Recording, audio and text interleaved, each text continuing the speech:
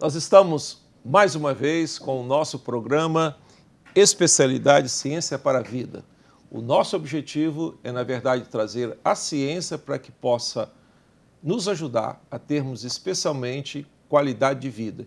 E hoje nós estamos aqui com um programa especial, nós estamos com o nosso colega e engenheiro Edson Matiello, formado na Universidade Federal Rural do Rio de Janeiro, doutorado em Solos e Nutrição de Plantas pela Universidade Federal de Viçosa, e uma pessoa que entende muito de fertilizantes, de fertilidade e que pode contribuir com certeza para nos ajudar a alcançarmos aquilo que desejamos, que é a ciência para a vida.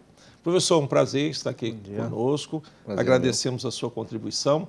E nós gostaríamos de perguntar o que a sua especialidade pode ajudar na qualidade de vida, em termos de uso de fertilizantes, de corretivos, que é a sua especialidade. Sim.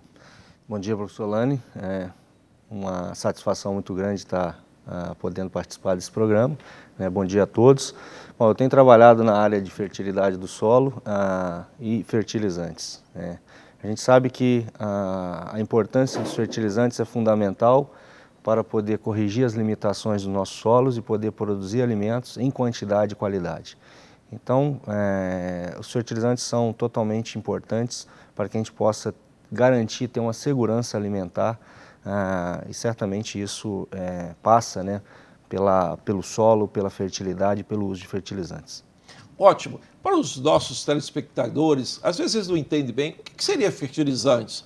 Por exemplo, algum elemento que você poderia citar que são utilizados na agricultura, aqueles macroelementos, como dizem as pessoas? Sim. Os fertilizantes, são nutrientes para as plantas. Então, da mesma forma que nós nos alimentamos, nós precisamos também nutrir as plantas e nós usamos fertilizantes para isso. Existem vários nutrientes nos solos, só que na maioria das vezes, principalmente nas nossas condições, esses nutrientes estão em deficiência no solo. Então nós precisamos repor aquelas quantidades que não estão presentes no solo por meio do uso dos fertilizantes. Os principais nutrientes são o nitrogênio, fósforo, potássio, que nós usamos, chamamos isso de macronutrientes, porque as plantas absorvem em maior quantidades. Mas nós também não podemos esquecer de alguns elementos que as plantas precisam em pequenas quantidades. É o caso do zinco, é o caso do ferro, é o caso do boro, e que nós também precisamos atentar na fertilização, porque esses elementos com frequência estão faltando no solo.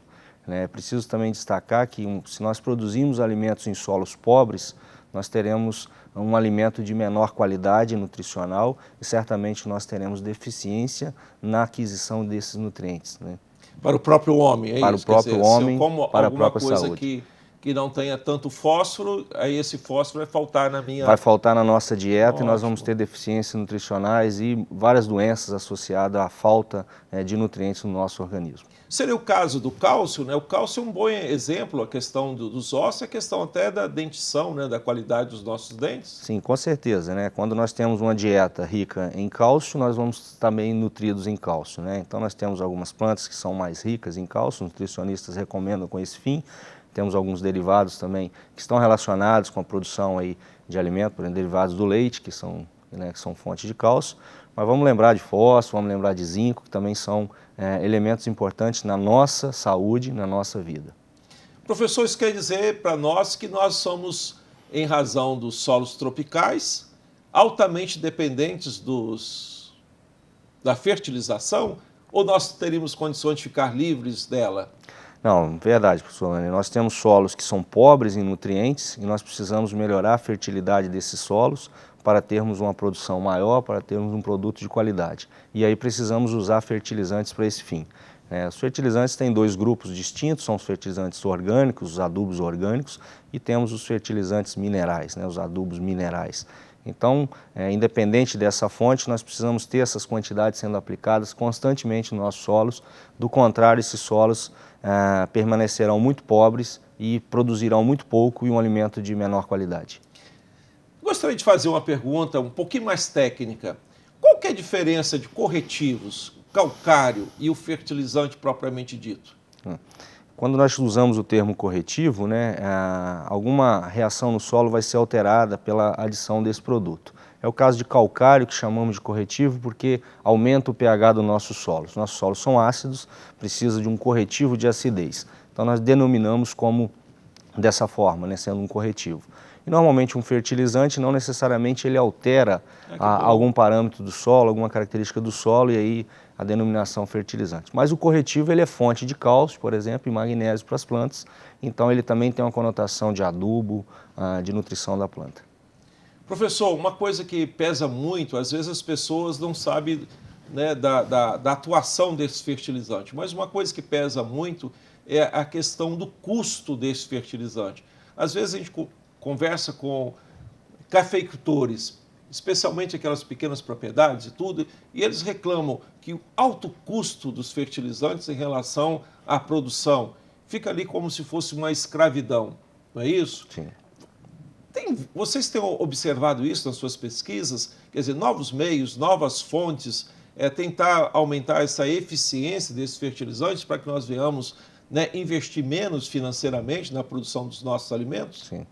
Professor Lani, a gente tem feito um trabalho bastante intenso com estudantes, com produtores, para o uso adequado de fertilizantes. Quando nós usamos de forma correta, nós otimizamos esse uso e nós melhoramos a rentabilidade do produtor. Muitos produtores, por falta de parâmetros de recomendação, por falta de uma orientação, muitas vezes utilizam quantidades inadequadas de fertilizante e não têm o retorno de produção para poder ter a renda necessária, né? A gente tem um exemplo na nossa região que muitas vezes o produtor usa de forma excessiva até potássio e deixa de aplicar o cálcio ou o magnésio nas lavouras. Então a produção acaba sendo baixa, ele tem um alto custo com fertilizante, mas ele não tem um retorno em produção. Então, um uso adequado, uma recomendação mais assertiva de fertilizante é fundamental para que o produtor possa ter maior renda e ter maior lucro, né, naquela atividade que ele está exercendo. Que bom, professor. Suas informações são altamente importantes. Mas nós vamos para mais um intervalo e fique conosco, que nós vamos continuar aqui conversando com o professor Edson Matiello. Fique conosco.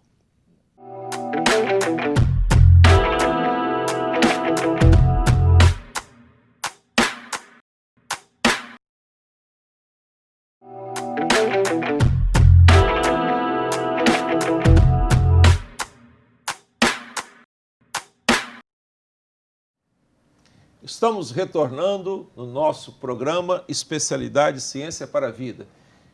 E temos hoje a presença aqui do professor Edson Matiello, especialista em fertilidades e fertilização, em adubação, em novos corretivos e assim por diante. Essa é a linha de pesquisa dele. Professor, há uma preocupação. Esses fertilizantes são infinitos? Em outras palavras, a agricultura brasileira é altamente dependente desses fertilizantes. Como fica essa situação? Sim. A tendência é quando falta, né, o custo ficar muito alto. O que o senhor pensa a respeito? É verdade. Existe sempre a preocupação, né, em relação ao esgotamento das reservas que são atualmente utilizadas, né? Isso faz que nós tenhamos que ter pesquisas constantes. Primeiro, para otimizar o uso, né? Nós devemos usar em quantidade certa, em quantidade adequada. Segundo, para encontrar novas fontes, né? Mas o que a gente sabe é que as reservas atuais, elas são, de certa forma, existe um certo conforto em relação a isso, né? Elas não estão acabando, não vão acabar de forma imediata. É claro que elas são finitas e a preocupação maior é que o custo do fertilizante deve aumentar, porque as reservas que são de custo menor de exploração, essas sim vão se acabando mais rápido. Mas nós temos, só para citar exemplos, né, uma grande reserva de fósforo em Marrocos, que seria suficiente para 400 anos. Nós temos grandes reservas de potássio no Canadá, que seriam suficientes para 250 anos. Isso aquilo que é explorado hoje. Mais aquilo que, somando a isso, novas reservas que surgirão, então nós, de certa forma, temos aí um certo conforto em relação ao esgotamento. Isso não quer dizer que nós não vamos usar e aproveitar da melhor forma tudo que nós temos disponível próximo da propriedade, né? Então a reciclagem é um caminho importante para que a gente dependa menos do uso desses fertilizantes. Novas fontes, né, são sempre necessárias que nós estejamos pesquisando para poder encontrar alternativas, principalmente num cenário que o custo do fertilizante deverá ficar maior no futuro. O senhor coloca sempre o aspecto do solo, né? Colocar o adubo, em outras palavras, como se fosse preparar uma boa mesa para a planta. E há condições, ou vocês estão pesquisando alguma coisa no inverso, a planta ser mais eficiente nesse aspecto de utilização desses nutrientes? Sim, com certeza. Isso é um caminho importante, uma linha de pesquisa importante, né? Entender essa relação da aquisição da planta, né? A gente tem feito trabalhos com a rizosfera da planta, aquela região do solo muito próxima à raiz, porque ali sabemos que diferentes mecanismos são utilizados para melhorar a absorção do nutriente, né? Em alguns casos nós colocamos o fertilizante no solo, mas ele é pouco aproveitado pela planta. É o caso do fósforo. Então a planta, né, o mecanismo de absorção é fundamental para que a eficiência seja melhorada. Assim como a importância de micro-organismos nessa relação de aquisição do nutriente no solo. Nem sempre o nutriente está totalmente disponível lá no solo, muitas vezes ele não está disponível para absorção imediata, e aí esses micro-organismos ou a planta atuando aí como com exudação de ácidos orgânicos, pode melhorar a absorção desses nutrientes pela cultura. Professor, eu gostaria de fazer uma pergunta para o senhor, que com certeza os telespectadores estão lá querendo ouvir a sua opinião. Há muita polêmica a respeito, por exemplo, do fertilizante, da aplicação do fertilizante e a qualidade dos alimentos. Adubos orgânicos, fertilizantes, né, diríamos, artificiais e qualidade de alimentos. O senhor poderia comentar para os nossos telespectadores Sim. A respeito disso? Afinal de contas, é um fake news ou é algo que realmente tem razão de ser? Sim.